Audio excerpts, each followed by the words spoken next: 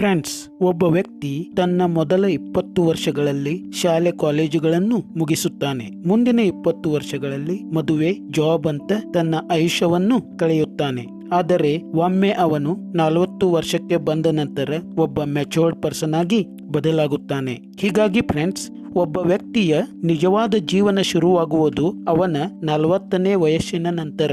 Friends, ಇಂದು ನಾನು ನಿಮಗೆ ಒಬ್ಬ ವ್ಯಕ್ತಿಯು ತನ್ನ 40 ವರ್ಷಗಳ ನಂತರ ಹೇಗೆ ಅವನ ನಿಜವಾದ ಲೈಫ್ ಸ್ಟಾರ್ಟ್ ಆಗುತ್ತೆ ಅಂತ 5 ಪಾಯಿಂಟ್ಸ್ಗಳಲ್ಲಿ ಹೇಳುವವನಿದ್ದೇನೆ. Point number 1, don't care attitude. ಹೌದು ಫ್ರೆಂಡ್ಸ್, ಒಬ್ಬ ವ್ಯಕ್ತಿ 40 ವರ್ಷಗಳಿಗೆ ಬಂದ ನಂತರ ಅವನು ಯಾವುದೇ ಸಮಾಜದ ಕಟ್ಟುಪಾಡುಗಳಿಗೆ ಬದ್ಧನಾಗಿರುವುದಿಲ್ಲ. ಅವನು ಈಗ ತನ್ನ ಅನುಭವಗಳಿಂದ ಒಬ್ಬ ಅನುಭವಿ ವ್ಯಕ್ತಿಯಾಗಿರುತ್ತಾನೆ. ಈಗ ಅವನು ಯಾರನ್ನು ಇಂಪ್ರೆಸ್ ಮಾಡಲು ಬಯಸುವುದಿಲ್ಲ, ಯಾರಿಗೂ ಹೆದರುವುದೂ ಇಲ್ಲ. ತನಗೆ ಹೇಗೆ ಬೇಕೋ ಹಾಗೆ ಅವನು ಜೀವಿಸಲು ಸ್ವತಂತ್ರನಾಗಿರುತ್ತಾನೆ. ಈಗ ಈ ವ್ಯಕ್ತಿಯನ್ನು ಸಮಾಜದ ಯಾವುದೇ ಕಟ್ಟುಪಾಡುಗಳು ಅವನನ್ನು ಅವುಗಳ ನಿಯಂತ್ರಣದಲ್ಲಿ ಇಟ್ಟುಕೊಳ್ಳಲು ಸಾಧ್ಯವಾಗುವುದಿಲ್ಲ. Point number 2, observe people first, act later. ಹೌದು, ಯಾವ ವ್ಯಕ್ತಿಯು 40ರ ವಯಸ್ಸನ್ನು ದಾಟುವನೋ ಅವನು ಎಂದಿಗೂ ಯಾವ ವ್ಯಕ್ತಿಯನ್ನು ನೇರವಾಗಿ ನಂಬುವುದಿಲ್ಲ. ಅವನು ಜನರ ಚಲನವಲನಗಳನ್ನು, ಮಾತುಗಳನ್ನು ಸೂಕ್ಷ್ಮವಾಗಿ ನೋಡುತ್ತಾನೆ. ಅವರ ಹಾವಭಾವಗಳನ್ನು ಅರ್ಥ ಮಾಡಿಕೊಳ್ಳುತ್ತಾನೆ. ಏಕೆಂದರೆ ಅವನಿಗೆ ಅವನ ಬದುಕು ತುಂಬಾ ಪಾಠ ಕಲಿಸಿರುತ್ತೆ.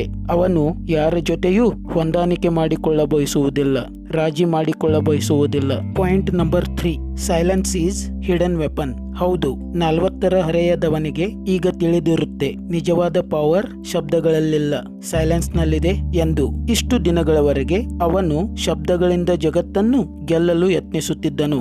ಆದರೆ ಈಗ ಸಮಯ, ಸಂದರ್ಭ ಎಲ್ಲವೂ ಬದಲಾಗಿದೆ. ಈಗ ಅವನಿಗೆ ಸೈಲೆನ್ಸ್ ನ ಪವರ್ ಗೊತ್ತಾಗಿದೆ. ಹೀಗಾಗಿ ಅವನು ಜಗತ್ತನ್ನು ಸೈಲೆನ್ಸ್ ನಿಂದ ಕಂಟ್ರೋಲ್ ಮಾಡಲು ಯತ್ನಿಸುತ್ತಾನೆಯೇ ಹೊರತು ಮಾತುಗಳಿಂದಲ್ಲ.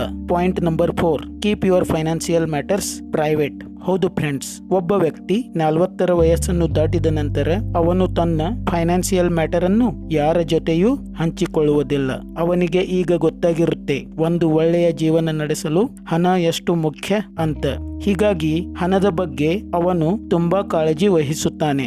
ಅವನು ತನ್ನ ಹತ್ತಿರ ಎಷ್ಟು ದುಡ್ಡು ಇದೆ, ಅದನ್ನು ಎಲ್ಲಿ ಇನ್ವೆಸ್ಟ್ ಮಾಡಿದ್ದೇನೆ, ಎಲ್ಲಿ ಹಣವನ್ನು ಕಳೆದುಕೊಂಡಿದ್ದೇನೆ, ಎಲ್ಲಿ ಯಾರು ತನಗೆ ಹಣದ ಮೋಸ ಮಾಡಿದ್ದಾರೆ ಅಂತ ಯಾರ ಹತ್ತಿರನೂ ಅವನು ಹೇಳಿಕೊಳ್ಳುವುದಿಲ್ಲ. Point number 5, never beg for respect. ಒಬ್ಬ ವ್ಯಕ್ತಿ 40ರ ವಯಸ್ಸನ್ನು ದಾಟಿದ ನಂತರ ಯಾರ ರೆಸ್ಪೆಕ್ಟ್ ಅನ್ನು ಬಯಸುವುದಿಲ್ಲ.